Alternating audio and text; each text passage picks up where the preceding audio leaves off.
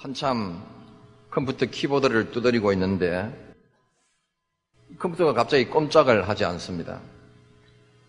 저는 이 쓰는 건 할 수 있어도 고치는 건 전혀 할 줄 모르기 때문에 이래저래 두드려 보고 하다가 잘 안 되면 어떻게 합니까? 그냥 리셋 버튼을 누르는 거죠. 그러면 실행되던 프로그램들이 하나씩 둘씩 종료가 되고 화면이 깜깜해졌다가 뻑 하는 소리가 나고 다시 새 화면이 떠오릅니다. 맞는지는 모르겠습니다. 저는 그래 하면 안 되지 싶은데 이제 그러면서 한번 생각해 본 것이 이 컴퓨터는 하다 안 되면 다시 그냥 누르면 다시 시작할 수 있으니까 처음부터 참 좋다. 만약에 우리 인생도 이전에 있던 거 다 그냥 없었던 것으로 하고 다시 한번 새 출발할 수 있으면 좋겠다. 이런 생각을 이제 하게 되는 거죠. 왜 그렇습니까? 내 인생이 이리 엉키고 저리 엉키고 분노, 슬픔, 정오, 원망, 미움, 낙담, 좌절 이런 것들이 너무 얽혀서 풀 수 있는 가능성조차 보이지 않을 때 내가 내 인생이 왜 이렇게 살았나? 어쩌다 이렇게 됐나? 그것이 내 인생 전부가 아니라 할지라도 일부분이라 할지라도 이거 이럴 일이 아닌데 왜 이렇게 됐나? 그럴 때 싹 지워버리고 한번 다시 새 출발할 수 없을까 하는 생각을 사람들이 하게 되죠. 중년의 부인이 저 하늘 멀리 날아가는 비행기를 쳐다보고 있습니다. 한참을 멀리 사라질 때까지 보다가 혼자말로 중얼거립니다. 나도 저렇게 아무도 찾을 수 없는 곳으로 멀리 도망가 버렸으면. 사람이 삶이 고단할 때 혹은 내가 한 일이 저질러 놓은 일이 부끄럽고 창피할 때 그런 생각을 하게 되죠. 근데 분명한 것은 컴퓨터를 그냥 확 꺼버리고 다시 시작하는 것은 그건 좋은 방법이 아닌 것 같습니다. 우선은 되는 것 같은데 그게 되는 게 아닙니다. 내 인생도 내가 있는 자리를 지금까지 살아온 삶을 부정하고 다 없던 걸로 치고 새로 시작할 수도 없고 그렇게 하기 위해서 멀리 도망간다고 해서 그게 해결책이 되는 것은 아닙니다. 그렇게 생각하는 것조차도 좋은 생각이 아닙니다. 왜냐하면 멀리 한번 훌훌 털고 가버릴까? 처음에는 그렇게 생각하다가 그 생각 2번, 3번, 4번 반복되면 어디로 가느냐 하면 확 그냥 끝내버릴까?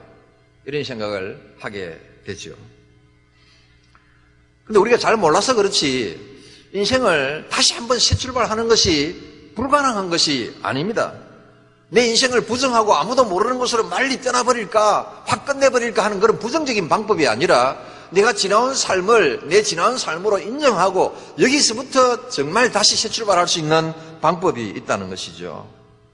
무엇보다도 나와 비슷한 환경에서 살아가면서도 내 주변에서 인생에 절망하지 않고 좌절하지 않고 일어선 그런 사람들이 있고요. 그리고 그 많은 사람들의 좋은 예들이 성경에 많이 있고요.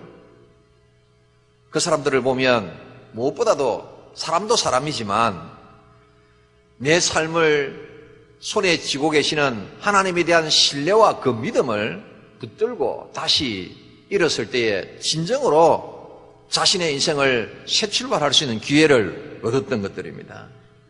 성경에 나오는 예들을 보면 우리가 다 모세, 다윗, 이사야, 베드로 이런 사람들 인생을 멋지게 산 훌륭한 사람들이지만 사실 사정을 들여다보면 그들 역시 인생에 실패하고 인생을 엉망진창으로 만들었던 사람들입니다.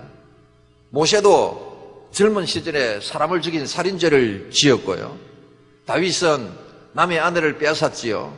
그리고 그 남편을 직접 자기 손으로 죽이지는 않았지만 죽을 수밖에 없는 곳으로 내민 그렇게 보면 살인 교사죄를 저지른 사람이고요. 이사야는 늘 우울증이 있었던 사람이고 베드로는 자기에게 한없는 사랑을 베풀어 주신 그의 스승 예수님을 나는 저분을 모른다고 저주까지 한 사람입니다. 그러니까 그런 모습만 보면 자신의 인생을 엉망진창으로 만드는 사람들이죠. 근데 그들이 자기의 인생을 단단하게 새롭게 이렇게 세우고 많은 사람들 앞에서 정말 인생을 훌륭하고 멋지게 산 사람으로 평가받게 된 것은 여러 가지 이유를 찾을 수 있지만 가장 중요한 것은 나를 사랑하시고 붙들고 계시는 그 하나님의 사랑을 인지하고 그 사랑 안에서 다시 자신의 삶을 일으켜 세운 것이죠. 그래서 그들이 이스라엘의 가장 훌륭한 임금이 되고요. 그래서 그들이 이스라엘의 가장 훌륭한 영도자가 되고요. 그래서 그들이 하나님의 선지자가 되고요. 그래서 그들이 예수님의 12 제자 중에 한 사람이 된 것이죠. 성경을 꼼꼼히 몇 번 읽어보신 적이 있으십니까? 자세히 그 내용을 내가 이해하기 위해서 읽어보지 않으면 성경은 여느 오래된 종교의 고리타분한 옛 경전처럼 보일 수도 있습니다.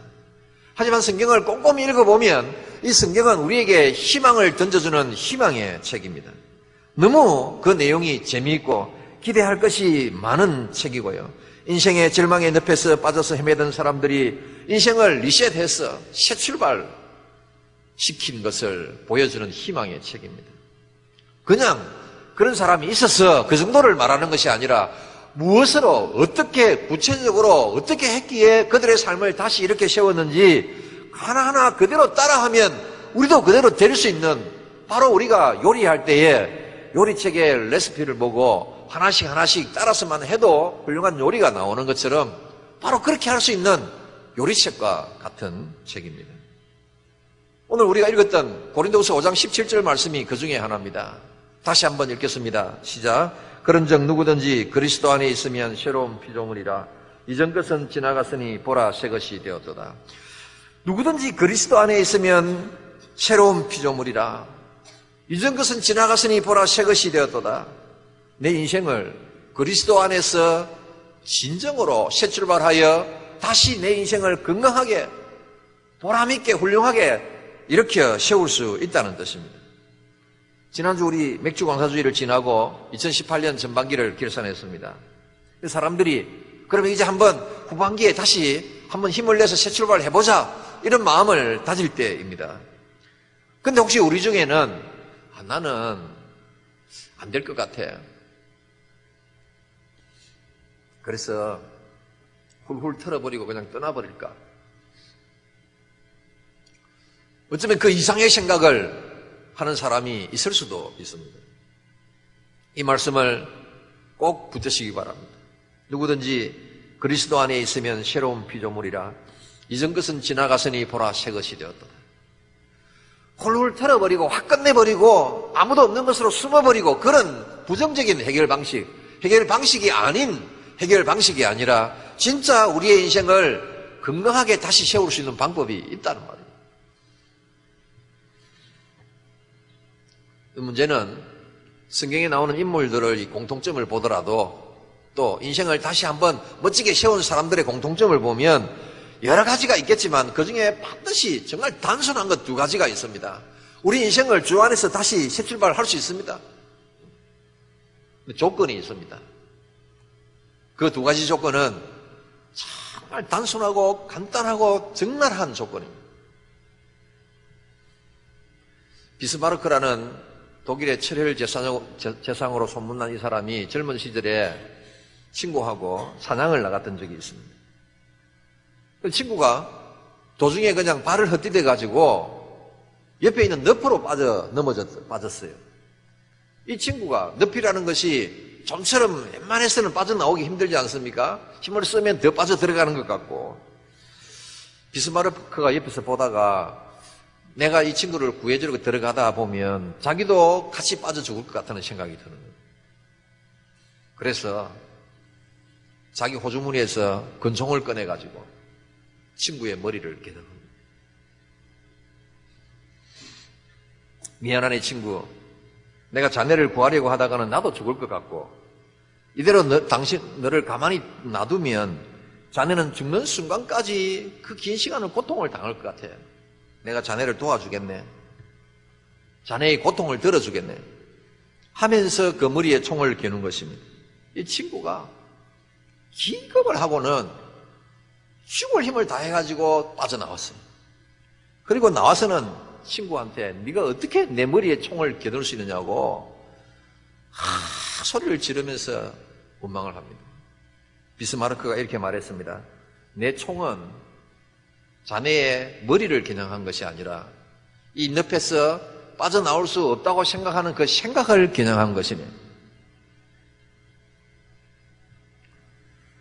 빠져나갈 수 없다는 생각, 나는 이래서 불행할 수밖에 없다는 생각, 이래서 내 인생을 망쳤다고 하는 생각, 그 생각을 버려야 우리가 다시 일어설 수 있다는 것이죠.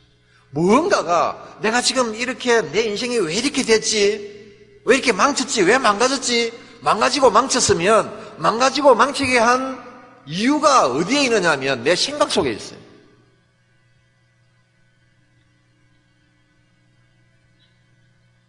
그러니까 우리가 나보다도 더 고생스러운 환경 가운데서 그 환경을 딛고 일어선 사람을 보고도 내 인생 다시 출발할 수 있다는 그런 교훈을 받을 수 있고요. 성경에 나오는 훌륭한 이런 믿음의 사람들을 통해서도 주 안에서 우리가 다시 내 인생을 새 출발할 수 있다는 교훈을 받습니다. 단 조건이 있습니다. 내 생각을 고쳐요. 아무리 더 좋은 더 나은 환경을 우리 옆에 갖다 준다 하더라도 내 생각, 나를 망치게 한 이 생각을 고치지 못하면 그 좋은 환경은 나를 더 빨리 더 많이 망가지게 하는 수단이지 나를 이렇게 세울 수 있는 수단이 되지는 못합니다.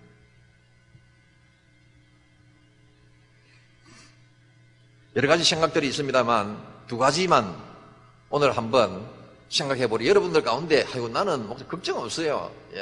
저는 인생에 대해서 희망적이고요. 하나님 앞에 늘 감사할 수 있어요. 좋습니다. 계속 그렇게 사시기를 바라고. 혹시 우리 가운데 단 한 사람이라도 내 인생에 대하여 내 인생이 왜 이렇게 됐어? 멀리 훌쩍 가버릴까? 그 정도는 아니라 할지라도 내 인생의 일부분을 보면서 이게 이렇게 된 것이 참 안타깝다. 다시 한번 새로 해볼 수 없나? 새 출발할 수 있다는 것이. 단 두 가지 생각을 고쳐야 합니다. 첫째는 돈이 내 행복을 만든다는 생각. 아주 단순하지만 수많은 사람들이 이 생각의 함정에 빠져 있고요. 이 생각을 고치지 않는 한 내 인생은 나 망가졌는데 새 출발 해볼 수 없겠나? 안 된다고 말이에요. 보통 사람들이 내가 돈 때문에 돈이 없어서 돈을 잃어서 이런 지경이 됐다 이렇게 생각하는 경우가 허다합니다. 사업하다가 망해가지고 재산을 다 날려가지고 누가 뭐래도 나는 그것이 이유라고 생각하는 것이죠. 정말 그럴까요? 그건 아닙니다. 모든 사람들이 다 공감하는 말 중에 이런 말이 있지 않습니까? 돈으로 음식은 살 수 있어도 식욕은 살 수 없고, 돈으로 침대는 살 수 있어도 편한 잠은 살 수 없고, 돈으로 비싼 약은 살 수 있어도 내 건강은 살 수 없고, 돈으로 좋은 집은 살 수 있어도 행복한 가정은 살 수 없다. 다 동의하시죠? 그 무슨 말입니까? 음식보다 식욕이 더 중요하고, 침대보다 편안한 잠이 더 중요하고, 약보다 건강이 더 중요하고, 좋은 집보다 행복한 가정이 더 중요하다는 말이죠. 그러면 진짜 중요한 것은 하나도 돈 가지고 해결이 안 된다는 말이에요. 그 행복의 비결이 돈이 아니면 뭡니까? 여기서 돈이라는 것은 비단 돈만 말하는 것이 아니고 여러 가지 조건을 이야기해요. 내 삶에 인간들이 사람이 가질 수 있는 여러 가지 환경과 조건을 말하는 것이라고 볼 수 있죠. 돈이 아니면 무엇이 사람의 행복의 조건입니까? 행복의 비결입니까? 내가 더불어 살아가는 사람과 내게 주어진 환경에 대하여 배려하고 존중하고 인정하고 이해하고 사랑하면서 살아가는 우리의 삶의 태도입니다. 남자의 자격이라는 텔레비전 프로그램이 있는데요. 한 번은 샘물 호스피스에 찾아가서 말기암 환자, 이 프로그램이 이제 그런 가족들과 그 환자를 좀 뭔가 사연도 들어주고 또 위로도 하는 그런 프로그램이었는데, 그 중에 한 사람이 한눈에 보기에도 아주 몸이 초췌하고 며칠 살 수 없을 것 같은 그런 사람으로 보였어요. 그 환자가 이제 프로그램 중에 자기 아내에게 편지를 쓰는, 이제 읽는 그런 시간이 있었어요. 그 편지가 좀 뒷부분이 이렇습니다. 사랑하는 당신, 부족하고 못난 남편을 위해 평생 살아주신 것 감사합니다. 그리고 미안합니다. 당신을 존경합니다. 그리고 사랑합니다. 진심으로 당신을 사랑합니다. 사랑합니다. 사랑합니다. 부인되는 사람은 몸을 가누지 못하고 옆에서 슬퍼서 웁니다. 그리고 그 환자는 정말 며칠 후에 세상을 떠났습니다. 그 장면을 보는 모든 사람들이 다 슬퍼서 울었습니다. 여러분, 하지만 분명한 것은 이런 마지막 순간은 우리가 매우 슬퍼하면서 옆에서 지켜보지만 얼마 지나지 않아 곧 우리의 현실이 된다는 것입니다. 마지막 순간에 이 사람이 그랬던 것처럼 모든 사람의 가슴 속에 맺히는 건 뭘까요? 내 곁에 있는 사람들, 내 주변에 주어졌던 환경들에 대하여 내가 이해하고 받아들이고 용납하고 배려하고 존중하고 사랑하지 못한 것, 그것이 한이 되지요. 자녀는 부모를, 부모는 자녀를, 남편은 아내를, 아내는 남편을 제대로 대하지 못한 것, 배려로, 존중으로, 사랑으로, 그게 가슴에 남죠. 그 순간에 누가 돈 생각하는 사람이 있겠습니까? 나 지금 재산 9억 모아놨는데 1억만 더 모았으면 10억 모을 수 있는, 맞출 수 있는데 안타깝다. 1억만 더 모으면 되는데 그렇게 말하는 사람이 누가 있겠습니까? 그리고 우리가 할 일은, 우리 인생을 위해서 내가 할 수 있는 일은 내가 어떻게 되면 얼마만 더 벌면, 어떤 환경만 개선하면 내 정말 잘 될 수 있는데 그 생각, 지금 그 생각에 근총을 겨누어요. 내 주변에 이미 주어진 환경과 사람들을 제대로 이해하고 용납하고 사랑하며 살아가는 것이 내 인생을 다시 이렇게 세울 수 있는 유일한 길입니다. 우리가 이렇게 생각하고 말하는 이 순간에도 사람들 중에 많은 분들은 내 이 조건만 해결이 되면, 아니 이 조건이 해결이 돼야, 돈만 좀 더 있으면, 아니 돈만 좀 있으면 반드시 내 문제가 해결된다고 생각하는 사람들이 적지 않습니다.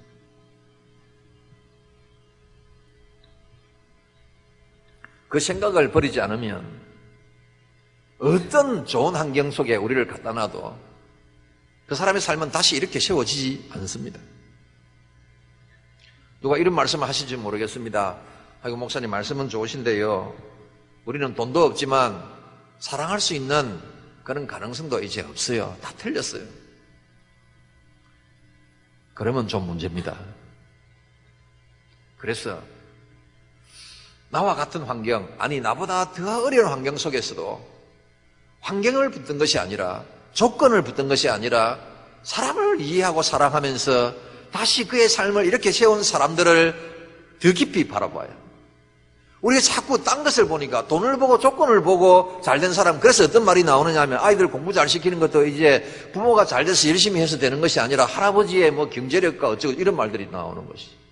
그리고 그게 다 맞다고 고개를 끄덕이고, 그러면서 우리의 사회를 우리가 점점 그렇게 몰아가는 거예요. 내가 그 주인공이에요.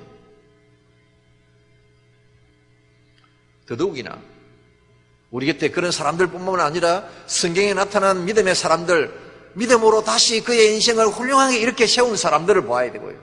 궁극적으로는 그리스도 안에서 내게 사랑을 베푸신, 말할 수 없는 큰 사랑을 베푸신 하나님의 그 사랑을 나도 좀 경험하고 이해할 수 있게 해달라고 구하면서 기도해야 하는 것입니다. 그럼 내 안에서 하나님의 사랑이 흘러넘치고 내 안에서 내 주변에 있는 사람들을 사랑하고 이해하고 존중하고 배려하는 방식을 내가 깨닫고 이해하게 되면 내 가슴 속에 흘러들어온 그 사랑이 어디로 가겠습니까? 내 곁에 있는 사람들에게로 다 흘러가는 것이죠. 그러면 거의 해결이 됩니다. 이 단순한 이치를 우리가 잘 실행을 못해서 늘 내 인생이 망가졌다고 생각하고 불행해하며 살아가는 사람들이 많지요. 어떤 분이 최근에 하는 이야기가, 남편하고 사이가 너무 좋아졌대. 어떻게 좋아졌나 물어보니까 별 것도 아니에요. 남편이 밥 먹다가 맛있는 거 있으면 이제 내 입에 넣어준다는 거예요. 뭐 그게 별 겁니까? 작은 건데 내 가족에 대한, 내 남편, 내 아내, 내 배우자에 대한 작은 배려, 내 자식들에 대한 작은 배려, 내 부모에 대한 작은 배려, 이런 것들이 사람을 살만나게 하고요. 사람의 근본적인 삶의 태도와 자세를 바꾸는 것입니다. 그러면 그게 행복 아니겠습니까? 우리가 잊지 말아야 될 것이 뭐냐면, 예로부터 옛 성현들이, 옛 사람들이 삶의 지혜로 우리에게 물려주는 이야기들 가운데 콩 한 조각을 나누어 먹어도 이해하고 배려하고 사랑하고 존중하고 감사하면 그게 행복 아니냐 하는 말의 진리를 우리가 잘 알아야 합니다. 이런 말 듣고도 콩 한 조각 가지고 12개 갈라 먹으면 배고파 죽는데 어떻게 감사하면서 살 수 있나, 이렇게 말하면 벌써 인생을 제대로 살기가 힘든 것입니다. 우리 인생, 내 인생이 왜 이렇게 됐나, 전체적으로 또 혹은 부분적으로 그런 생각이 들 때에 새 출발할 수 있습니다. 가능합니다. 그러나 고쳐야 될 생각이 있어요. 그 중에 첫 번째가, 내 조건이 돈이 내 인생을 행복하게 만든다 하는 생각을 못 버리면 절대 다시 새 출발할 수 없습니다. 또 하나는 시련이 나를 불행하게 만들었다는 생각이에요. 보통 사람들이 생각하는 생각 둘 중에 하나입니다. 내가 돈을 잃어서 나는 불행하다, 돈이 없어서 불행하다. 한 가지는 내가 이런 여건과 조건, 이런 시련이 내게 다가왔기 때문에 나는 불행할 수밖에 없어, 그렇게 생각한다는 것이죠. 남들은 다 화창한 봄날인데 우리 집안 왜 이렇게 먹구름이 잔뜩 끼었나, 뭐 이렇게 한탄을 하는 것이죠. 근데 여러분, 시련이 불행이냐? 우리가 다른 건 다 놔두고서라도 살아온 사람들의 통계를 보더라도 시련이 곧 불행이 아닙니다. 오히려 시련 때문에 더 단단하게 인생을 세우고 훌륭하고 멋진 삶을 살아온 사람들이 더 많습니다. 통계를 내보면 그래요. 젊은이들에게 꽤 영향력을 가지고 있는 김남도 교수가 강의 중에 자기 친구 한 사람이 이야기를 한 적이 있는데요. 자기 친구 중에 한 사람이 빵빵한 공기업에 다니는 사람, 승승장구했답니다. 근데 어느 날 회사에서 잘렸어요. 아직 정년이 5년이나 남았는데 잘리는 이유가 회사 내에서 정치 바람이 일어나는데 줄을 잘못 타서 잘렸대요. 그럼 압박을 받아서 어쩔 수 없이 회사 그만두고, 회사를 그만두는 날 자기하고 만나가지고 이제 술자리를 벌였다 하는 거죠. 이 친구가 아직 할 일이 많은데 벌써 잘려서 걱정이 태산이다 하면서 막 자기 자른 사람들 원망하고 속에서 분노가 불불 끓어오르고 밤늦게까지 술을 마셨대요. 그로부터 한 1년쯤 지났는데 이 친구가 한번 만나자 해서 만났는데, 1년 전에 회사 잘리던 날 그때 처음에 보았던 그 친구의 얼굴이 아니에요. 아주 희망이 넘치고 얼굴이 아주 밝고 몸도 건강해 보입니다. 이야기를 들어보니까 퇴직하고 좀 있다가 다시 정신을 차리고 조그만 일을 시작했다는, 별일도 아닌데, 그리고 그걸로 수입이 제대로 안 돼서 또 시험을 쳐서 보험설계사 자격증을 따서 또 보험설계사 됐다는 것이. 물론 수입은 이전보다 못하지만 살만하다, 무엇보다 정년 걱정이 없어서 오히려 더 낫다, 그러면서 오히려 은근히 자랑을 하고요. 정년을 다 채우고 퇴직하는 사람들은 세상 경험이 없어서 퇴직금 그냥 어디 사기당하고 이런 사람도 많은데, 자기는 그렇게 어렵게 미리 그렇게 몇 년 먼저 빨리 나와 세상도 배우고 그래서 좋다는 거죠. 그래서 그때 내가 자기가 잘릴 때 원망한 사람들을 향해서 그냥 오히려 그냥 내 인생 단단하게 만들어줘서 고맙다면서 끌끌 웃더라는 것이죠. 아주 단순한 예를 제가 하나 들었습니다만은, 내게 어떤 일이 다가오면 우리는 그 문제 속에 확 그냥 함몰돼가지고 못 빠져나오는 그 생각 속에서, 조금만 여러분 우리가 생각을 열고 보면 얼마든지 우리가 지나온 날에 지금 내게 닥친 이런 불행들이 내게 인생 자체를 불행하게 만드는 것이 아니라 이것이 나를 더 단단하게 세우는 삶의 성숙을 위한 재료가 된다는 사실을 깨닫게 됩니다. 그건 남의 인생을 보고 배울 수도 있고요, 내 인생, 지나온 인생을 봐도 그렇습니다. 시련 때문에 새 출발할 수 있게 됐고요, 시련 때문에 더 단단해졌고요, 시련 때문에 사람이 더 깊이가 있어지고, 시련 때문에 더 신중하고 겸손해지는 것입니다. 인생을 짧지만 또 인생을 70년, 80년, 100년으로 보면 그 짧은 인생 가운데서도 그런 사람들이 후반전에 더 잘되고 성공할 수밖에 없는 것이죠. 오비맥주 사장을 지낸 장인수 씨, 학력이 좀 낮습니다. 그분이 한 인터뷰에서 이렇게 말했습니다. 저는 남보다 학력이 부족해서 더 많은 노력을 했습니다. 부족함을 메우기 위해 더 긴장하고 더 노력하면서 달려왔습니다. 앞으로도 그럴 것입니다. 학력이 좀 낮아서 어떻게 됐습니까? 그것 때문에 더 긴장하고 더 노력하고 더 단단하게 바른 자세를 가지고 더 열심히 노력하고 경쟁하고, 그래서 성실하게 살아왔더니 다른 사람들보다 더 성공했다. 이런 말이 있습니다. 결핍은 선물이다. 왜 이런 말이 있습니까? 사람들은 내 결핍을 선물이라고 생각하지 않고 재앙이라고 생각하는 거죠. 내게 이런 약점, 이런 결핍이 있었기 때문에 내 인생은 일어설 수 없어. 이 정도밖에 안 되는 거예요. 안 그랬으면 훨씬 더 일어설 수 있는데, 그게 그렇지 않다는 것이 수많은 예들이 있지요.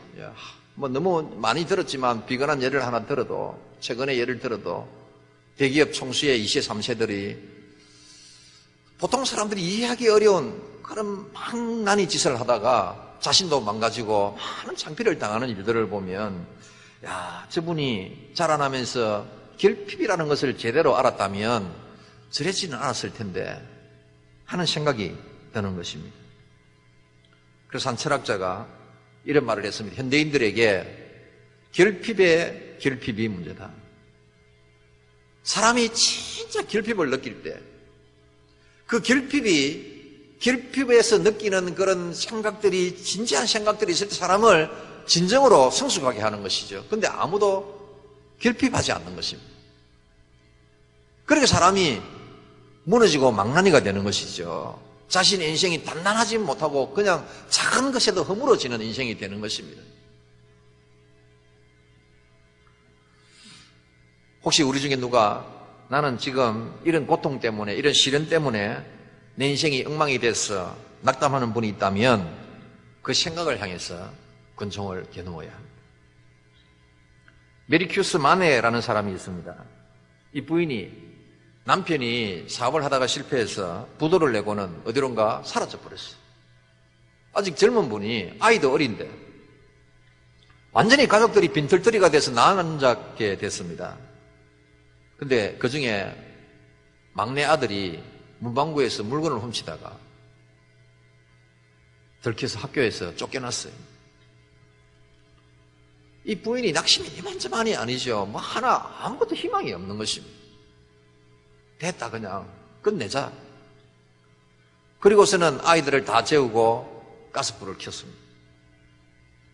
가스가 새어나오고 이 부인이 정신이 몽롱해집니다.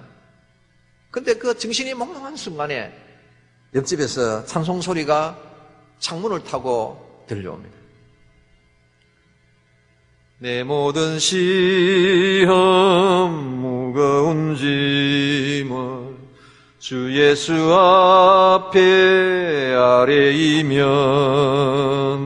근심에 쌓인 날 돌아보사 내 근심 모두 맡으시네.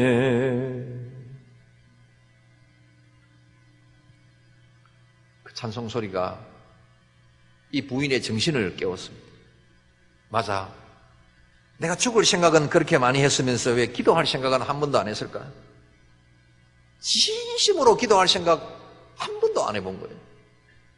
부인이 힘을 내서 아이들을 밖으로 밀쳐내고 가스를 잠굽니다. 그리고 몽롱한 정신 가운데, 방 가운데 엎드리고 있다가 좀 정신이 맑아지면서 자신의 인생이 너무 서럽고 비참한데 펑펑 울면서 기도합니다. 그 기도의 마지막에 이런 생각이 떠오릅니다. 그래, 내가 밑바닥에서부터 다시 한번 시작해보자. 없던 용기가 생기고요. 좀 시골로 내려가서 집 하나 얻어서 새 삶을 꾸려나가기 시작합니다. 물론 힘들었습니다. 그래도 자녀들을 생각하면서 버텼고요. 죽을 각오를 하니 못 넘을 산이 없었습니다. 세월이 흘러서 자녀들이 다 자라서 잘 됐고 멋지게 성공하고요. 가족이 다시 일어서는 기적을 경험한 것입니다. 이분이 자서전적인 책을 썼는데 그 책의 제목이 근심이여 안녕이라는 제목입니다. 혹시 마치고 나서 그 책 좀 구해주세요 그러면 저도 책을 못 구했습니다. 자료를 보고 여러분들이 말씀드리는 겁니다. 아마 절판된 책인 것 같습니다. 마지막에 그 책에 이렇게 되어 있습니다. 죽을 용기를 가진 사람이여 하나님께 기도할 용기로 바꿔 보십시오. 100번의 탄식보다 한 번의 기도가 당신에게 기적을 가져다 줄 것입니다. 100번의 절망보다 한 번의 믿음이 당신의 운명을 바꾸어 줄 것입니다. 물론 시련의 비바람이 몰아칠 때는 사람의 힘으로 이기기가 참 어렵습니다. 그걸 부인하는 것은 아닙니다. 그래서 막 탄식하고 원망하고 그럴 수 있습니다. 다 사람들이 시련은 축복이다 그러니까 내 마음으로는 받아들였습니다. 그래 시련이 축복이야. 근데 실제로 살아가는 데는 어렵고 힘들어서 참 원망스럽고 그렇게 살아갈 수밖에 없는 부분이 있긴 있습니다. 문제는 거기에서 더 나가면 안 된다는 것이죠. 사람이 우울해지고 곁에 있는 사람들이 아무도 도움도 되지 않고 그래서 다 벗어 던져버리고 떠나고 버리고 싶고요. 심지어는 끝내버리고 싶고 그렇게 가서는 안 된다는 것이죠. 하나님께 엎드려 기도할 수 있는 사람은 그 기도는 나를 어떻게 만들어주느냐 하면 그 시련이 지나갈 때까지 버틸 수 있는 힘을 기도가 우리에게 준다는 것입니다. 물론 하나님께서 그렇게 하나님 앞에 매달리는 우리들에게 다른 길을 열어주시고 피할 길을 열어주신다고 약속하셨고요. 성경에 나오는 그런 믿음의 사람들, 자신의 실패한 인생, 엉망진창인 인생을 다시 이렇게 세운 사람들의 삶이 그래요. 아무런 내 여건 조건이 다 잘 갖추어져서 잘 성공 그런 것이 아닙니다. 다윗마저도 그랬잖아요. 요즘 수요일을 생각하고 있지만 작은 한 평, 내 기도의 자리가 중요합니다. 내가 기도하는 습관이 되어 있지 않으면 내가 어떤 큰 문제를 만났을 때에 내가 선택할 수 있는 방법이 확 끝내버릴까 이거밖에 없는 거죠. 내가 기도하고 싶어도 기도하는 습관이 잘 안 된 사람은 문제를 만나도 기도하기가 쉽지가 않습니다. 평상시에 내 기도의 자리를 마련하고 기도하는 습관을 들여놔요.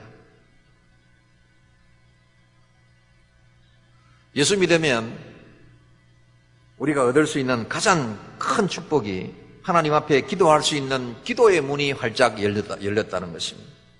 마치 우리가 백화점에 들어갈 때 백화점 입구에 큰 문이 있습니다. 그 크기만 보면 사람의 손으로 밀어서 그 문을 열 수 있겠습니까? 너무 내 힘으로 안 될 것 같아요. 그런데 우리가 백화점 문 앞으로 한 걸음 다갔으면 센스가 작동해서 그 큰 문이 싹 열리는 것이죠. 우리가 하나님 앞으로 한 걸음 더 다갔으면 하나님께서 우리를 향하여 문을 열어주시는 것입니다. 어떻게 보면 그렇게 보면 한 걸음 차이입니다. 요즘 월드컵 시즌이지만 2002년 월드컵이 어떤 월드컵보다 우리에게 더 감동적이었죠. 모든 경기가 다 극적이었습니다. 그런데 그중에서 이탈리아전이 제일 극적으로 오랫동안 기억에 남아있지 않습니까? 왜 그렇습니까? 우리가 세계 랭킹 탑5 안에 드는 이탈리아하고 붙었는데 이탈리아를 이길 수 있는 기회를 우리가 먼저 잡았어요. 페널티킥을 얻었잖아요. 안정환이 찼는데 페널티킥을 딴 데로 차버렸어요. 그래도 요새 안정환 씨가 요새 텔레비전 보니까 축구 해설가로 나오고 그러더라고요. 저 사람이 국민의 역적이 있어야 될 사람이 인기가 하늘을 찌릅니다. 왜 그렇습니까? 1대0으로 끝날 뻔했는데 끝나기 2분 전에 설기현 선수 발에 하나 얻어 걸렸어요. 1대1이 되고 연장전에 안정환이 길선고 넣었잖아요. 그러니까 기회 잘해가지고 좋은 결과를 얻으니까 그 앞에 있는 그 모든 것들이 다 그냥 아름다운 추억이 되는 것입니다. 이런 말이 있습니다. 과거도 세탁할 수 있다. 그 말은 과거의 어두운 과거를 없던 것으로 있는 것을 다른 말로 꾸며가지고 위조하고 또 숨기고 그럴 수 있다는 것이 아니라 사실은 있는 그대로 있지만 그 이후에 내가 열심히 살아서 영광스러운 오늘을 맞이하면 과거의 그 실패도 부끄러운 것도 영광스러운 것으로 변할 수 있다는 것입니다. 혹시 우리 가운데 내 인생 전체가 내가 왜 이렇게 됐나? 나도 저 비행기처럼 멀리 훌훌 털고 가버리고 싶다. 그 정도는 아니어도 내 인생의 한 부분이 내가 왜 이렇게 했을까? 어쩌다 이렇게 됐지? 좀 다시 좀 새로 해볼 수 없을까? 새로 할 수 있습니다. 문제는 내가 이렇게 된 것이 조건이 내가 불리해서 그랬다. 내가 돈이 없어서 그랬다. 일단 돈 다 날려먹고 이제 안 된다. 그 생각을 고치지 않으면 안 된다는 것입니다. 또 하나, 내가 처해 있는 이런 불리한 여건, 환경, 시련, 다가온 고통, 이런 것들 때문에 내 인생이 이렇게 망가졌지. 다시는 이런 환경과 조건이 개선되지 않으면 나는 안 돼. 그 생각 버려야 한다는 것이. 무엇보다도 우리를 사랑하시되 독생자까지 내주셨다는 하나님의 사랑, 수많은 사람들이 경험하고 나보다 더 비참한 자리에서 다시 일어나서 멋지게 그의 인생들을 새롭게 세운 사람들의 삶을 돌아보면서요. 그들에게 함께 하셨던 하나님의 사랑을 내가 다시 한번 생각하면서 오늘 주어진 말씀처럼 그리스도 안에 있으면 새 출발할 수 있습니다. 우리 가운데 모두가 2018년 하반기뿐만 아니라 우리의 남은 인생이 지나간 인생보다 더 중요하지 않습니까? 다시 한번 우리가 잘된 것은 하나님 앞에 감사하지만 혹시 내가 내 인생 가운데 이거 정말 왜 이렇게 됐나? 한번 싹 지우고 새로 새 출발해보고 싶다. 우리의 생각을 먼저 고치고 주 안에서 하나님의 사랑 안에서 여러분의 인생을 더 건강하게 새롭게 세워가시는 모든 성도님들이 되시기를 주님의 이름으로 축원합니다.